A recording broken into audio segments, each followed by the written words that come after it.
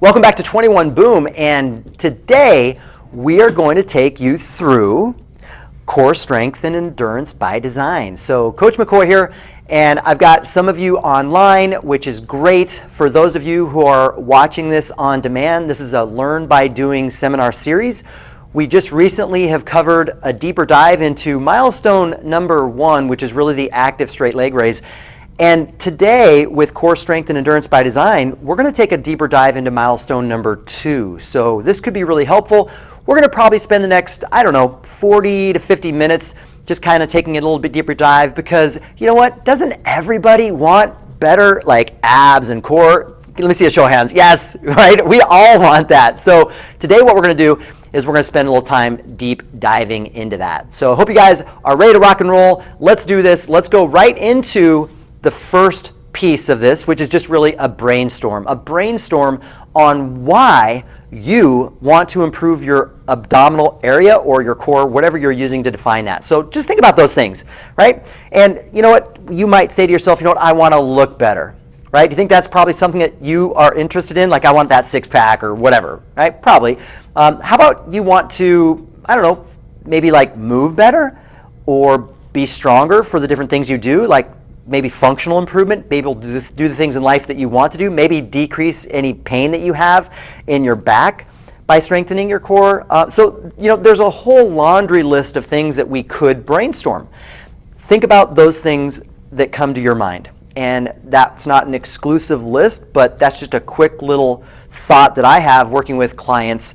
Clients are always interested in improving this area. And guess what? We as coaches are also interested in that area, because hip core sequencing is really the foundational element of movement and ultimately performance. So it's really important for all of us to have not only desire to enhance that area, but also a baseline knowledge that's going to help you make progress and experience the difference. So ultimately, what this comes down to is it comes down to terminology that we're using and then the ultimate objective. So the terminology is important. I've been in this industry for the last 30 years, and being like an 18 to 20-year-old back in the day, it was often described as abs, right? Right? We all want abs. Well, that's a very bodybuilding segmented approach to defining what it is that is your core. So as you start to define these areas, we tend to start talking about the core because it's a higher level thought process that goes into this. So if I just talk about abs, I'm going to go do some ab training, right? I'm going to go do some crunches, and I'm just going to really isolate my abs, and I'm going to, get a six-pack and all that. Well, actually that's not really true. You are going, all of us have a six-pack. The question becomes, well, what's on top of that, right? What do we see? So also our abdominals are not easily isolated. They are operating in conjunction with every piece of our body. That's more of a functional viewpoint. So for instance, someone might have back pain, and that could be as a result of a weak core, right? Certainly could also be positional, which we'll talk about. But when you talk about defining core versus abdominals, abs are really maybe bodybuilding discussions.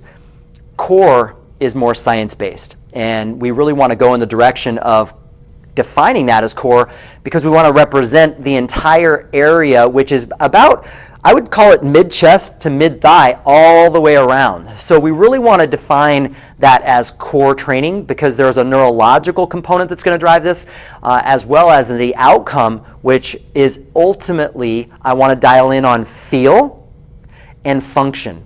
Now, when you talk about view, right, what you look like, that's a whole discussion on nutrition. That's a whole discussion on reducing sugar, making sure you're eating whole natural foods, and cardiovascular exercise. There's a whole discussion of adipose tissue, that outer layer of what you look like. So if you are, for instance, interested in looking better, I would encourage you to have a comprehensive approach to health, fitness, and wellness, which just means you have to have a good relationship with food, you have to shop well, right? And I would actually have like a spoon or a fork to show you that that's your most important weapon right there, as well as, let's just say, your wallet. like what you do in a shopping center when you buy food is really critical to what you have at home, which is critical to what you eat. So I don't want to make this about nutrition. I just want you to know that if you're looking to improve how you, let's just say, look, then it's really going to be tied into eating really well and making sure you're doing cardiovascular exercise and those types of approaches. And also managing stress and the hormonal levels that you have. So let's go down the lane that we know we can have an impact on, and that is feel and function. How you feel and function is really important, really important. In fact, if you don't feel well, i.e. if you have pain, if you have back pain, what do you think people would do to get out of back pain? Almost anything. Would they have their backs surgically opened, like with a scalpel? Yes, they would. Would they have their vertebrae, manipulated and everything? Like, yes, they would. So we would do anything to get out of pain. So what if you could take a very simple science-based approach and get out of pain? Sounds like a pretty reasonable thing to think about, or at least to experience, to see if that approach could be better than the outcomes that we get with surgery. So not saying surgery is something that is out of the question for you. You have to work with your medical team. However, a non-invasive approach is definitely the recommendation for most, and that's a quote really from Dr. Stuart McGill, right? Back outcomes are not incredibly positive. So you want to make sure you're exploring every option prior to that. So let's talk a little bit about that feel and function, and let's bring in what we're going to call and define as strategic movement. So strategic movement has a few different staples in it. It's personalized, it's body friendly, and it's science-based. Those three things really make up strategic movement. There are other little pieces, but those are some of the main hallmarks of strategic movement. It's not strength training, it's not powerlifting, it's not CrossFit, it's not a body beat-down boot camp. It's not yoga, it's not any of that stuff. So it's strategic, it's personalized, it's body friendly, and it's science-based. So let's talk about some of the science-based components, because they are all body friendly too. And so they also help you become very personalized to what works. And what we're going to do today is we're going to assess, we're going to execute some piece of a science-based aspect, and then we're going to reassess, and we're going to see what kind of changes take place. Cool? So before we do that initial assessment, what I want to do is I want to bring up the first system, one of the systems that we tend to put in harmony together with other systems, and that system is simply BackFit Pro from Dr. Stuart McGill. So we have to have a few things that are almost like, I don't want to call them laws, but with back health and core, how you feel with your core, it's going to be a function of some of the results that the research has indicated. The research indicates that we want to maintain neutral spine always, right? Neutral spine. So think of your position as really critical to that feel component, because if you have poor posture, you will not feel well. And then the objective of core training is problematic, right? Okay, I have bad posture and I have pain. You know what I'm saying? Like, you're not going to start doing some core training that we're going to go over. You really have to address the neutral spine first. So neutral spine, we can take a deep dive on neutral spine as well, but I want to keep it simple because this is not a deep dive on neutral spine necessarily. It's recommending neutral spine, and I want to give you guys some super quick cues to get there. I want you to pretend like you have a string attached from your head to the ceiling, and that is just pulled. Stand tall, right? Chest proud. That's it. 2 cues that help you stay in neutral spine. Stand tall, chest proud. If your head is forward like it normally is if you're at a computer or if you're looking at your cell phone, think of your head as being like the weight of a bowling ball, and think of all the small muscles in the back of your neck and upper back that are having to work harder than they normally would. That's going to create chronic tension and stress and all sorts of problems. So really want to make sure that that neutral spine is in place and that you're then breathing and just moving around in neutral spine, okay? So there are a few different, let's just call them amendments to that we'll get into. But right now, all I need you to remember is neutral spine. It is a positional always. Whether you are squatting, whether you're pushing, pulling, hinging, doesn't really matter. I want you guys to stay in neutral. Okay, good. That's BackFit Pro and Dr. Stuart McGill. Second little wave of systems that we're going to bring in here is going to be the initial assessment. It's functional movement screening, and that's from Gray Cook and Lee Burton. So we've learned a lot from functional movement systems, and one of those is that there is a standardized movement screen that helps us identify deficiency so that we can personalize your movement recommendation. So what we're going to do is we're going to focus in on milestone number 2. We tend to use that as an area of identification of your reflexive core stability, i.e. your balance. So go ahead and stand for me. This is a Learn by Doing seminar, so let's start to get into this a little bit. We've been kind of chatting for the last 10 minutes, but let's actually do something here. So what I want you to do is I want you to, first of all, just experience that neutral spine, right? Stand tall. Feel that position. That might feel a little abnormal for you, so I want you to always be aware of that as much as you possibly can. We're going to raise awareness through the roof. So if you're a coach, we want you to cue your clients to be a neutral spine, and you're going to have to give them those cues of standing tall, chest is proud, right, and really getting used to that. So now let's do that assessment, and we're going to call this a single leg stance. So go ahead and position your feet somewhat close together because you're going to bring one foot off the ground and bring the knee and the hip at about 90 degrees and just hold that there for like 10 seconds. So give me a 10-second hold. And notice if you do any of this type of stuff, notice if you grab, if your feet are grabbing like really like grabbing into the floor. But if you can maintain that stability for that 10 seconds, no problem, then that's really what we're looking for. Let's go to the other side and see if there's any imbalance. Bring that foot up, and you should be able to sense your core is a little bit more engaged because it's reflexive. Good, and then bring that down. So there's a reflexive core engagement just by bringing your foot off the ground. If we go back to those bodybuilding days, let's go back to those bodybuilding days and talk about ab training, right? And I was doing this when I was 18 and 20, and we were doing a bunch of crunches. Well, does that fit in line with the research about core stability? Not core stability, but positional spine in neutral? No, because you're flexing the spine, right? The vertebrae is flexing. And that over and over flexion extension is mechanically creating delamination of the collagen that surrounds the vertebrae. It's making that weaker. It's kind of like a steel rod that kind of bends, and it doesn't snap, but it weakens, to the point where over the course of time, there could be an increased risk for herniation, especially under load. So we want to also look at the type of contraction that's happening within that crunch. It is a very purposeful contraction. So think about it. Your motor control of your mind is telling your body, okay, do this, and so it does that. And that type of contraction is not as effective as a reflexive contraction that just happens. So we really want to tap into the mind. And that's where we get into another system. This is where we get into things like wake-up drills and neural resets. So let's do this. Now that you have baseline for your, let's just call it milestone 2, which is that single leg stance, let's go ahead and lie on your back.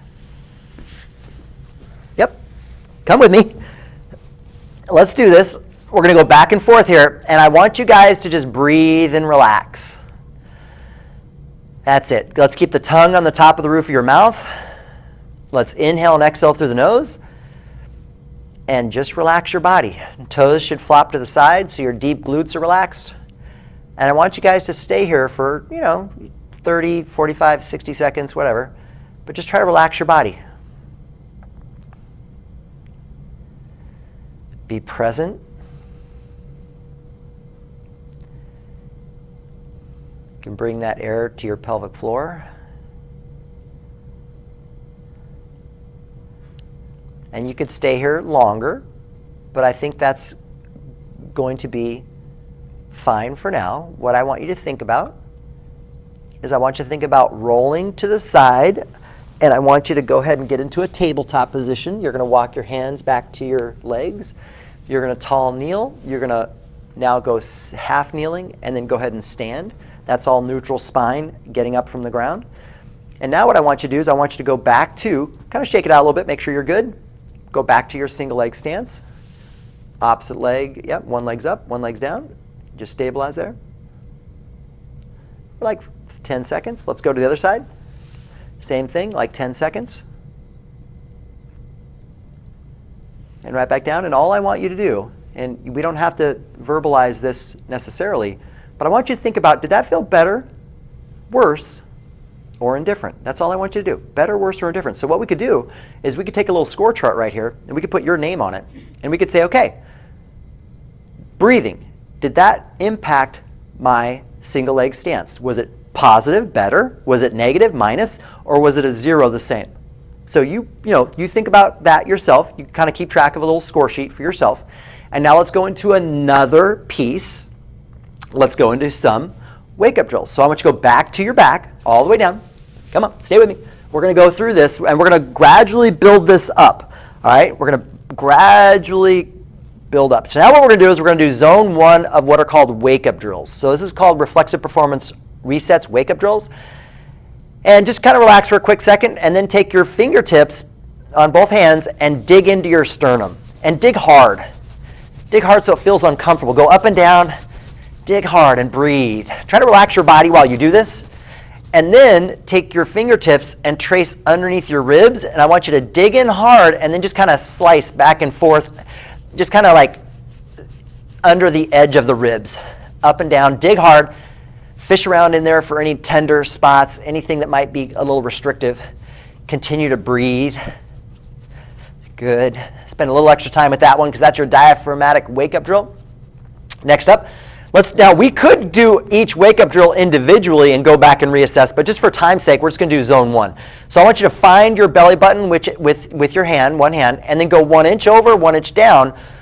Start pushing in at a 45-degree angle, making tiny little circles, and then put your other hand on top of that hand in order to go deeper. And this should be very uncomfortable. Like, this should not feel pleasant.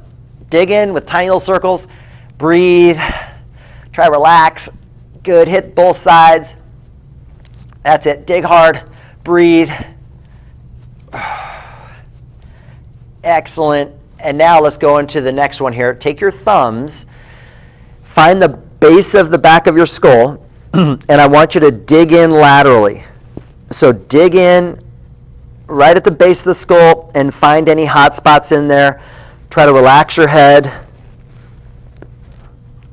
Dig hard, breathe. Anything that has a little tension in there, spend some time on it, dig in. Good. And then I want you to go ahead and put that head down. Let's bring your hands in front. Let's bring both legs off the ground, and let's do one more. Let's do a karate chop on the inside of your legs. Chop hard. This is an abdominal wake-up drill.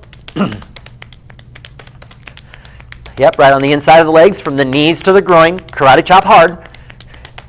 Should not be soft. I want that to feel like it's doing something. And you can also do this on the outside. Feels good to do it on the outside as well.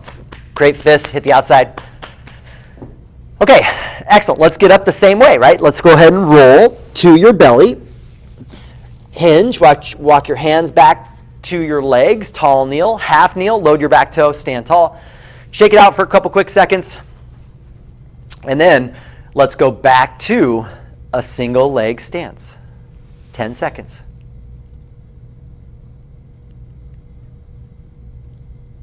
Do both sides.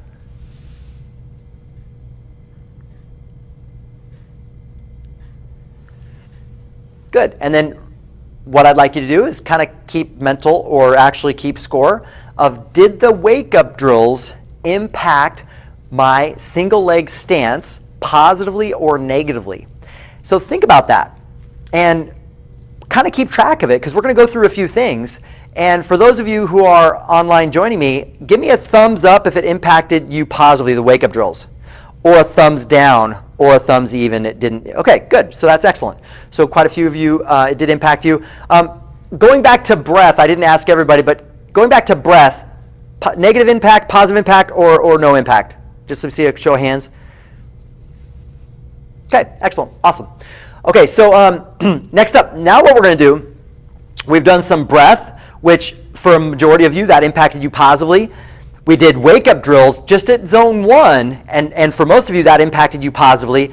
The last thing I want to get into is another system, right? So we've already talked about a few systems. We've talked about BackFit Pro and the spinal research from Dr. Stuart McGill. We've talked about functional movement screening from Gray Cook and Lee Burton. And we've talked about reflexive performance resets and wake-up drills. Now we're going to talk about original strength. Now, original strength from Tim Anderson really taps into like how our bodies have evolved over the course of time, right? When we're born, we really want to look for breath. Then we put our hands behind the baby's head, and the baby has to, over the course of time, develop the kind of strength in their head to be able to nod, right? Be able to look around. then they are going to hip rock, then they're going to roll, then they're going to crawl. So we want to make sure that we're tapping into those neural mechanics in order to help someone achieve this feeling good and functioning well specifically through their core. So let's do this. Let's go ahead and come all the way down to the ground on your belly. And let's just do this. We might actually do this in a segmental way. So I want your elbows underneath you, and I want your chin on a shelf. So you're probably looking straight ahead, and what I'd like you to do is I'd like you to give me left to right head nodding. So notice how my chin is just on a shelf, and it slides from side to side so that my torso sways slightly. See that torso sway? It's going back and forth. So I want you to feel your torso connectedness to your neck and head. Breathe and relax. And I personally love this side-to-side head nodding. I like to do it in like pigeon poses and just kind of, if you want to take a little break, just kind of feels good. Certainly not incredibly intense. But the whole idea here is that this is how our bodies evolve, and ultimately people who do not move their heads and necks are not well, right? So next up, let's go ahead and do north-south head nodding. So chin to the chest and eyeballs to the ceiling, and let's go back and forth. Yep, just a little head nod here. Yep, so this is north-south head nodding.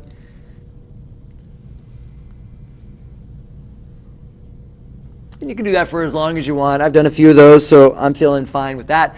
I'm just curious. Let's come back up. I'm just curious, since we're doing a little bit deeper dive. Let's go ahead and stand. I'm just curious. I'm just curious how a head nod affects your core stability. So go ahead and stand for me. And go ahead and give me that single leg stance. Give me 10 seconds again. Then hit the other side.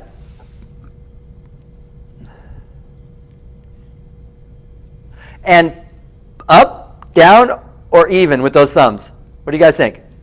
Yeah, I mean, is that for me, that's a thumbs up too. It's like, is that ridiculous how head nodding can affect our deep core? Because I don't know about you, but I felt my core a little bit more engaged. There's a little bit more reflexive engagement. So that's really cool stuff. That's awesome. Now let's go back to another neural reset. Let's go to some hip rocking. So let's go knees are wide, chest is proud. And let's go back and forth with the hips. So if you have never done hip rocking before, I'll turn to the side here. My knees are wide, my chest is proud, my spine's in neutral. I'm extending my arms, and then and bring my hands out away so that my hips can come forward as far as I feel comfortable, and then back, and just going back and forth.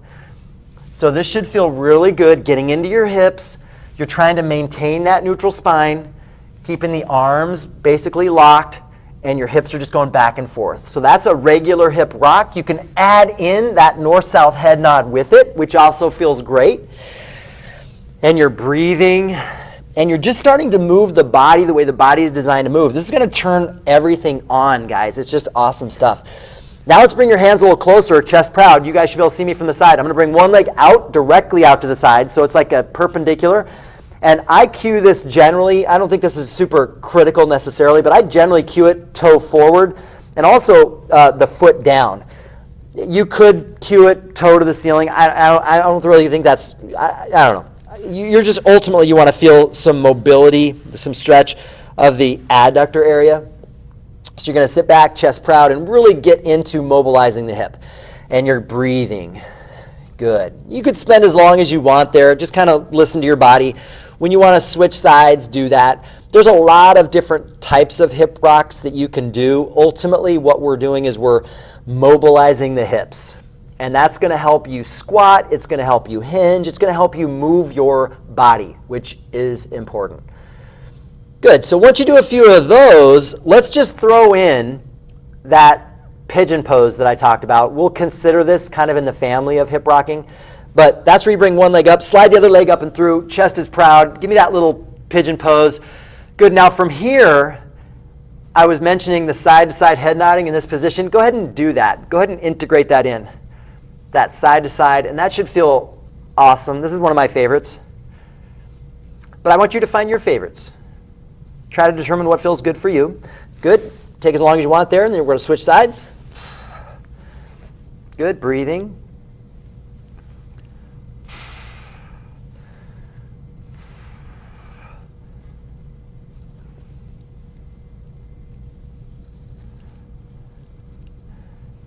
Good, nicely done. Next up, let's go ahead and go to that tabletop. Walk your hands back to your legs, tall kneeling, half kneeling, stand tall, shake it out a little bit. And like I said, we're going to segment these because I'm just curious if this impacts you positively or negatively. Let's go to that single leg stance for like 10 seconds. Good, let's hit both sides.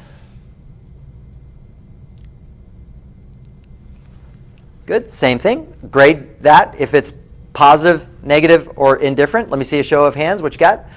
Good, yeah, same thing for me. I'm feeling just a little bit more dialed in. With everything that we're doing, I'm just feeling like there's just a little bit more like focus on my core. Because guys, your hip core sequencing is your foundational piece if you're talking movement and performance. And performance, don't get me wrong, performance is simply how you define movement, right? For me, performance is really a matter of I want to feel great.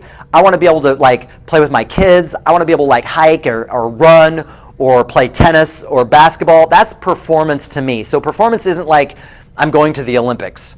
Performance is kind of how I define it. So that's really movement. But ultimately, your hip core sequencing is foundational, which is why it's milestone 1, 2, and 3, right? It's very simple. So now we have 2 more little pieces to get through on what are called neural resets that I want to see if we can continue to make an impact.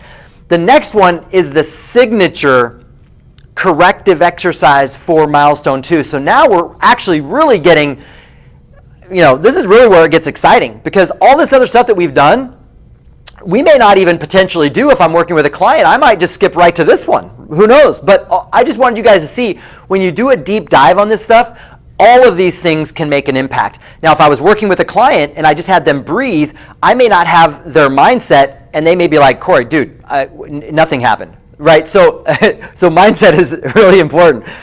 So let's go ahead and do some rolling patterns. So what I want you guys to do is come back down to the ground. And I want you guys to stay with me here in terms of how I'm verbalizing this. I want you guys to, now this is remember I mentioned that there are 3 kind of like amendments to that law or rule of neutral spine. One of them is a segmental rolling pattern. The other is a toe touch. And the other is cat and cow. So we're going to go over this here. So if you have any back-related problems, then I would be very careful of this type of rotational stuff. Obviously, if you have pain, you're not going to continue this. But for most of us, we can go ahead and do it. So let's go ahead and bring your legs and arms extended. And I want to start with lower body segmental rolling. And I want to do this in a very deliberate manner. So let's try to relax your shoulders, relax your neck, and relax your arms as best you can. I want you to bring one leg up. And I want you to bring it way across your body slowly. And I want you to reach that leg all the way to the point where your deep core starts to work. Look in that direction and slowly roll to your belly. Try to let your deep core do all of the work. Try not to let your arms and shoulders do the work. It's a lower body segmental roll. So let's just see if you can kind of take a couple seconds here and go as slowly as you can to get your deep core to reflexively fire. This is a lower body segmental roll. If you don't have too much space at home, just do the best you can, firing your deep core nice and slowly. Good. And make sure you're breathing. This is not it's not meant to be an intense exercise. It's meant to be kind of like this neural, kind of greasing the groove on the connectivity of your deep core muscles. Because think about this, your baby when they're 5, 6, 7 months old, this is kind of what they're figuring out, right? They can't get off their back until they have the core strength to roll. Now let's go into upper body segmental rolling. If you are looking at me, I've now got one arm to the ceiling. The other arm is in that first position above my head. I'm going to completely turn off everything below my waist. So I'm going to think about being paralyzed from my waist down. One arm is to the ceiling. I'm going to bring my head aggressively off the ground. I'm going to bring my arm across my body, look in that same direction, and I'm going to just try to use my deep core, not my legs.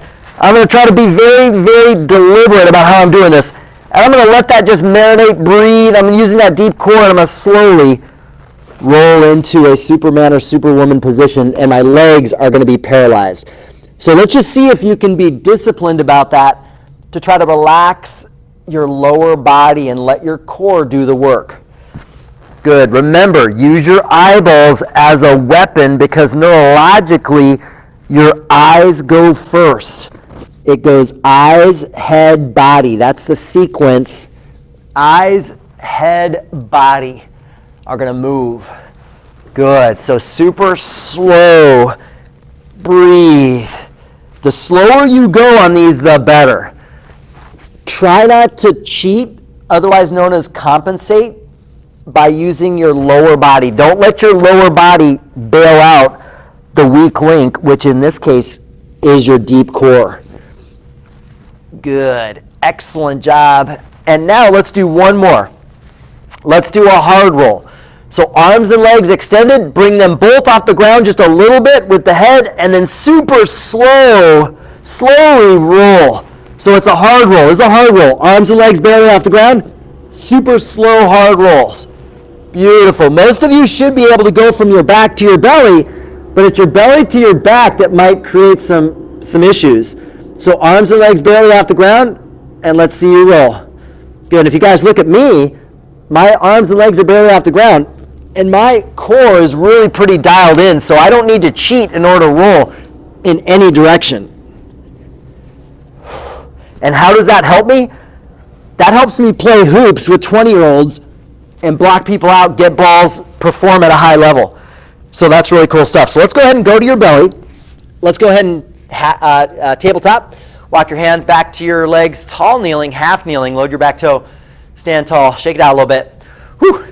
We got a little work going on there. I already feel a buzz with my core. So now let's go back to that half kneeling, or I'm sorry, the single leg stance, and just hold that there for like 10 seconds. Breathe. Switch sides.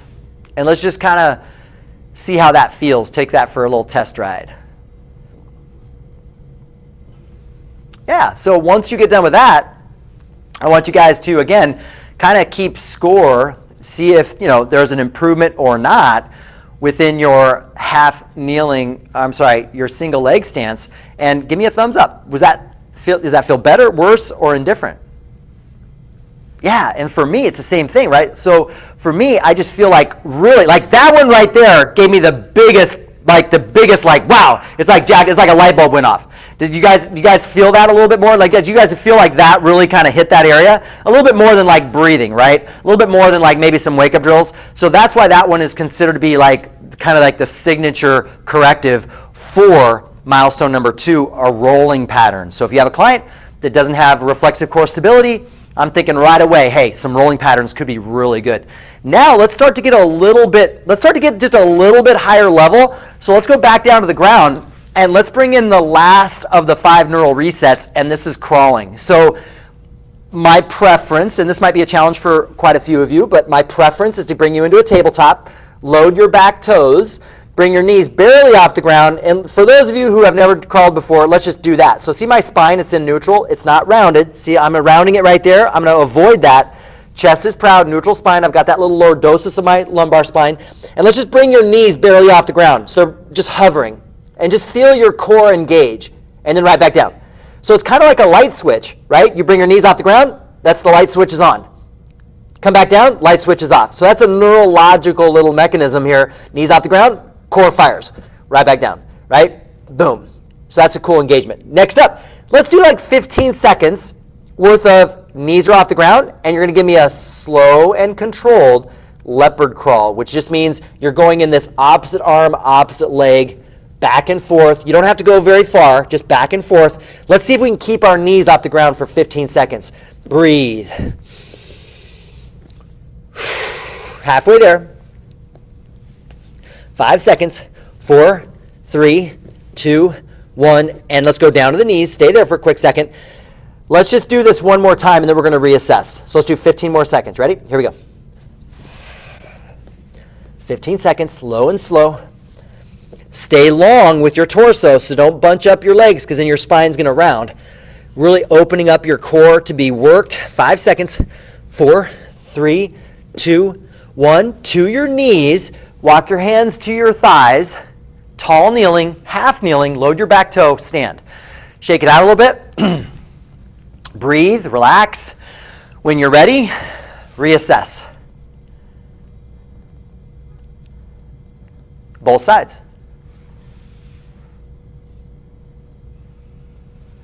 Thumbs up, better. Thumbs down, worse.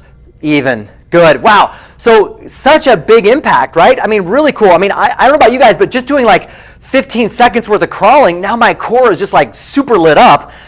And we didn't even assess any collateral benefit. And when I say collateral benefit, what I mean is, do other milestones positively benefit from the work that you're doing within this milestone? And we found that to be the case with milestone number 1.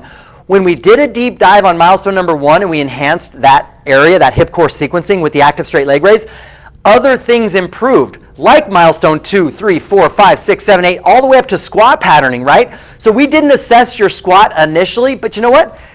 You know how a squat feels. Let's go ahead and reassess that squat. So go ahead and give me a squat stance, give me a broom handle, give me the deepest squat you can, and right back up, and you should feel your core and how it really helps you perform those higher level movements. Isn't that awesome? So I'm excited about that. That's really cool. Because guys, we're doing this to feel and function better, right? The core, like I said to you before, is not just segmented out. It's all connected. In fact, it's the main connector. It's the most important link in the chain.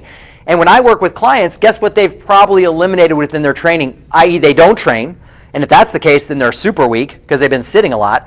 Or if they've been training, they've been doing things that just don't make sense, right? It's sport-based logic. So that's really an important piece. So that's kind of my initial part. The next part really gets into like programming. And that's where we get into another system we call StrongFirst, right? So StrongFirst is where it's the school of strength. It's where you take these, let's just say these natural movements that are body friendly, and we've personalized, but now we start to program so that you can see change, like tremendous change. So it all starts with breath. We have a few different types of breath. We have relaxed breath, we have breathing behind the shield, and we have what would be called like power breathing, right? So actually we could do that. That's a whole nother, like breathing is a whole nother deep dive. So all I want you guys to know is that breath is really important. Make sure you guys harness the power of breath because that does ultimately create core stability. You know, we shouldn't skip it. Let's just do this. Just give me a relaxed breath. Just stand tall, relaxed breath. Good. Now grab something that's reasonable. Could be anything, right? Could be a toaster. I don't know. I'm going to grab a kettlebell. I'm just going to hold it here in this goblet position. Just grab anything. I don't even care. A little dumbbell. I don't know. But when you stand with a load, now you should be able to sense your core working. So with that core working, I want you to just breathe behind the stability. This is called breathing behind the shield. Good. And then go ahead and put that down with really good form. And then the last breath is what we call a power breath. And I want you to think about the air compressor. And when you go fill up your tire, you hear this. And now it's just not making that sound. It's making that sound because the air is rushing out, right? And you're kind of closing that gap. So when you force air out and close that gap, this is what it sounds like. So go ahead and give me that. Practice it a couple times. Good. So that's power breathing, and you're going to use that when you're, incorporating ballistic skills like a swing, like a snatch, like a clean, or grinds that are heavy, like Turkish get-up, like a deadlift. All of those types of things are really going to be enhanced with mastery of your breath that enhances your core stability and i.e. strength. So now with the programming, there are some simple concepts that Dr. Stuart McGill has outlined for us. Obviously, we want positional optimization, which is neutral spine. And then you want time under tension. So for instance, let's take the example that we just did, the crawl. You guys did a 15-second crawl. How would you improve your endurance, your stamina, and also your strength? You would just simply add time under tension. So you might go to 20 seconds, you might go to 30 seconds, you might go to 45 seconds. And guess what milestone number 10 is? Number 10 is a 5-minute leopard crawl, right? 5-minute leopard crawl is the objective for milestone 10. What's the milestone objective for milestone 13? That's a 7.5-minute crawl. And what's the milestone objective for milestone 16? That's a 10-minute crawl. Do you see how within the system we've pretty much guaranteed core strength and endurance by giving you targets that are going to help you stay injury resilient, feel great, perform your best. So really, really cool stuff. In fact, we often say, hey, for someone who is maybe experiencing some back pain that is related to core weakness, we can absolutely eliminate that back pain if we can get you up to like that 10-minute crawl. No problem. In fact, that often happens when someone just starts moving strategically, right? Doesn't even have to be necessary. Anyway, all right, so let's get into a couple little things here. So if you do have some back pain, let's get out of back pain. The way that we can do that is just by going from pain to pain freedom through breath. That can happen. We'll put people on their back, just breathe and relax. All of a sudden they have pain at 0. That's really cool stuff. So let's just get everybody on their backs again, and let's just say you're pain-free. Let's go through some very light movements, and we're going to gradually work our way up. We're going to just spend the next few minutes kind of going through this. So let's just say you're on your back and you're flat on your back, and let's just say you're just in this victory pose, corpse pose, whatever you want to call it. You're pain-free. What I'd like you to do is I'd like you to engage your core. Just see if you can engage it without any movement.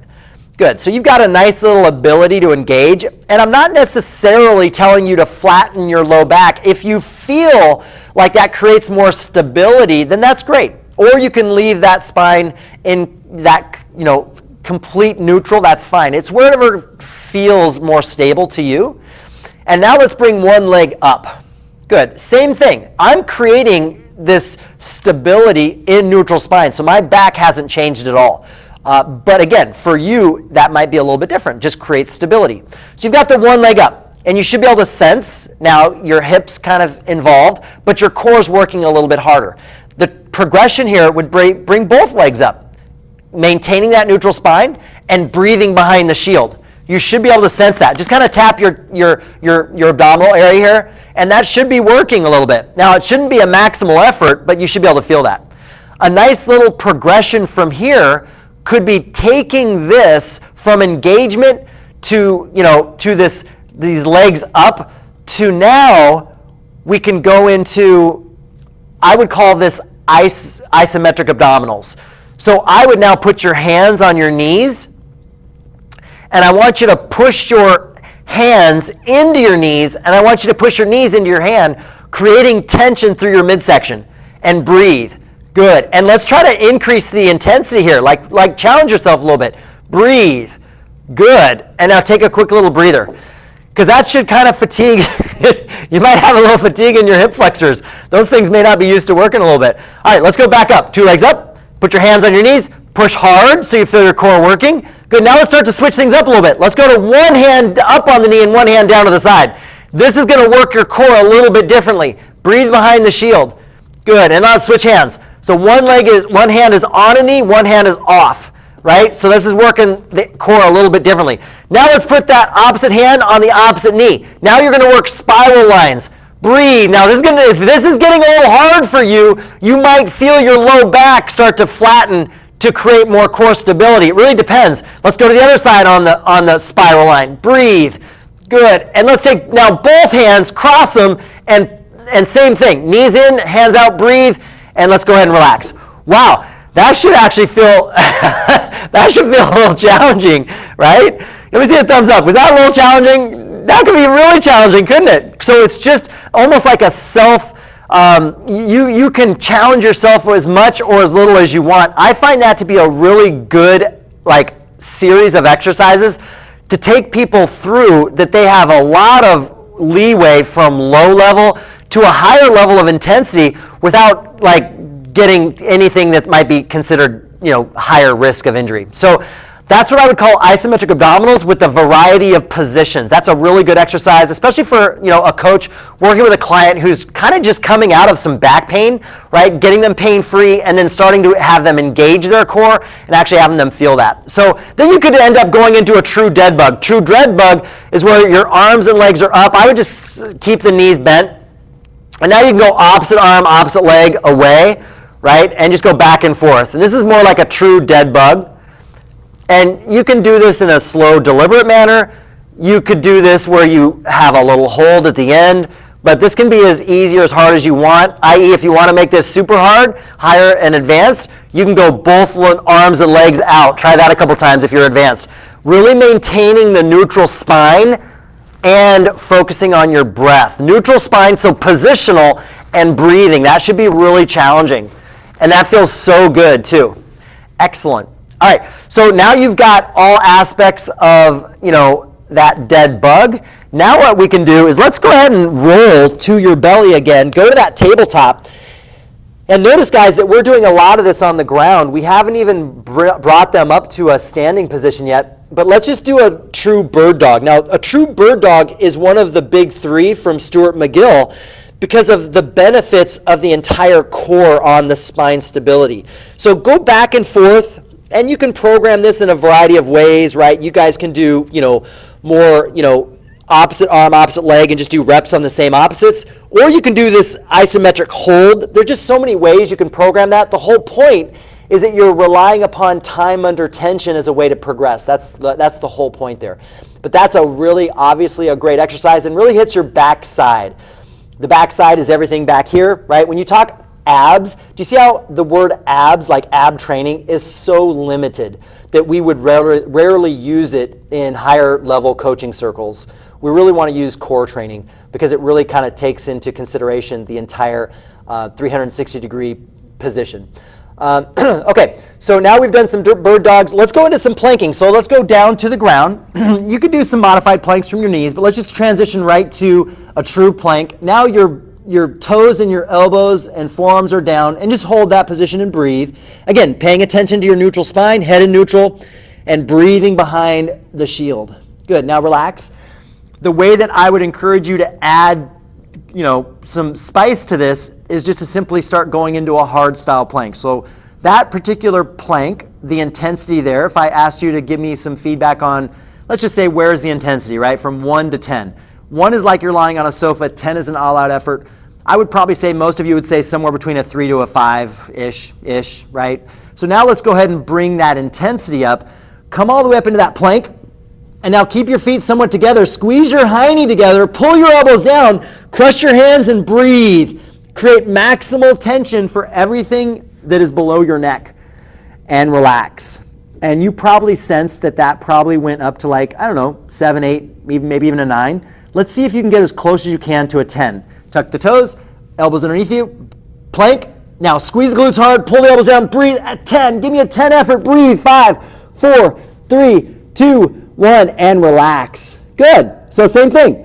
Thumbs up. Was that a 9 or a 10 on that intensity scale, right? That's challenging, right? That can be super good because the hard style plank is going to find its way to all of our higher level skills like swinging and cleaning and snatching in order to keep it safe. So all of the stuff that we're doing, everything from neutral spine to breath to all this core stuff, finds its way to higher level movement coaching and strategies. It's very similar to any sport, right? The basics of the sport have got to be mastered in order for you to be great at any level, right? Any level. You show me fumbles, you show me not getting rebounds, you show me turnovers, I will show you losing a game. If you can just simply master the basics, everything goes in the right direction. So next up, let's continue on with our exploration of some different exercises. Let's go to another one of the big three from Dr. Stuart McGill. This is called a side plank. So let's have you guys stay on your side, just as I am here. I want you guys to pack your shoulders. So see my shoulder, how it's kind of loose right here? Now I'm going to pack it so it's stable. My hand that's down, I'm going to clench it so there's more stability at my shoulder. So when you clench your fist, it creates strength and connectedness up the chain. So I've got my position there, it's really stable, and your body is straight. And what I'm going to do is I prefer to coach this with bent knee. And the reason for that is when people are in a straight leg, they tend to work the side of their leg in a really high, really working the side of the leg. Is the objective for the side plank to work the side of your leg or the side of your torso? Probably the torso, right? So when you bend the knees, now you've taken out that side of the leg action, and now we really bring it into the torso, and you bring your opposite hand to the ceiling. Spine's in neutral, so be careful that your cervical spine doesn't drop, right? And now just stay here and breathe. Good, you're looking forward, so you're in neutral. And does everybody feel that right down here, this side? Doesn't that feel awesome? So this is a much different plane of movement for the core so that you can stabilize the core.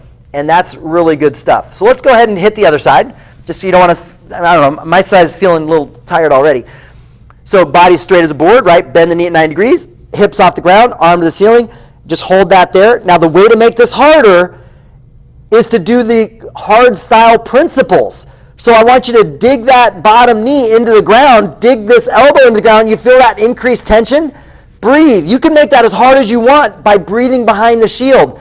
Good. Breathe. Tension. Really make that work. Breathe. 3, 2, 1, and relax. So let me ask you this. How can I, as a coach, continue to help you see progress with that particular movement?